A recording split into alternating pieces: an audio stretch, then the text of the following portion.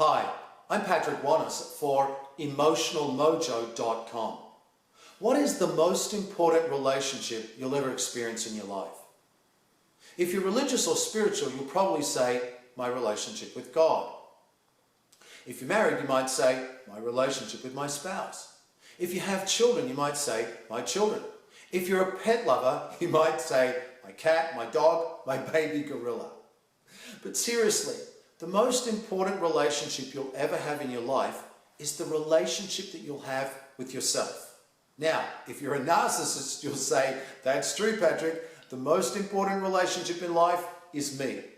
However, putting jokes aside, the most important relationship you'll have in life is with yourself. Why?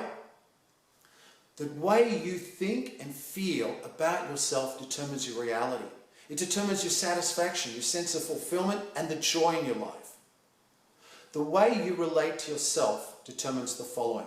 Number one, determines how you feel about yourself. Number two, it determines what you believe about yourself, your self-image. And number three, it determines your reality. It determines your relationships, and it determines your success, even your career. Now let me explain that in a little more detail. If you like, love, and accept and approve of yourself, you're going to like, love, accept, and approve of other people. If you respect yourself, you'll respect other people.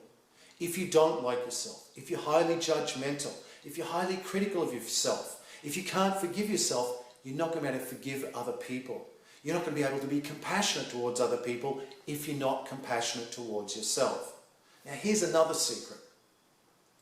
The way you feel about yourself, the way you perceive yourself, determines the kind of people you attract into your life. You see, no one can ever love you more than you love yourself. What do I mean by that? You see, we decide how we're going to be treated. And if someone comes to us and treats us so well and we don't subconsciously believe we deserve it, we'll push it away. Ultimately, we need to get to a place of being balanced. That means recognizing our strengths and our weaknesses, recognizing what we're doing right and what we're doing wrong, and responding accordingly. Being highly judgmental of ourselves, putting ourselves down, labeling ourselves with negative terms doesn't help us, and it doesn't help our relationships.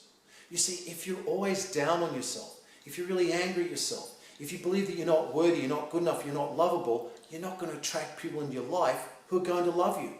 You're going to attract into your life the people that reflect what you truly believe about yourself.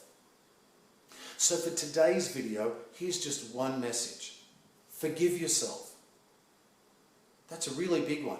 And it's really, really hard. Sometimes we think we can forgive others, but we can't forgive ourselves.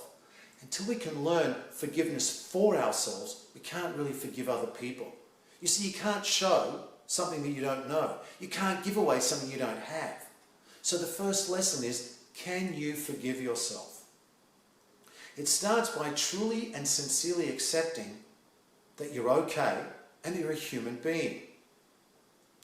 Being a human being means you're going to make mistakes. You're going to do wrong things. You might even hurt other people. So the answer to that is, what can you now do about it? You can't change the past.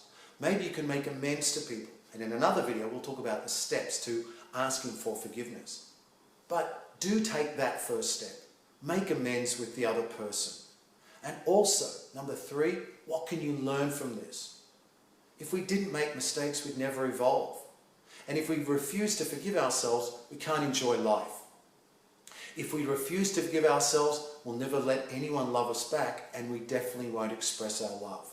You see, the way that you feel about yourself, the relationship that you have with yourself, the level of deservedness that you believe you have, will determine the way you love other people.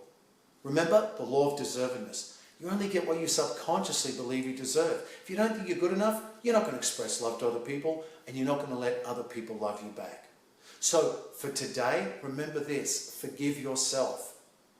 It all begins with you. Now maybe you need other people to help you to get to the place of forgiveness. But set your intention today. Set your goal today to forgive yourself, remembering, I'm a human being, I make mistakes, I'm imperfect. And therefore, that makes me real, and it means I can experience all of life, I can experience every emotion.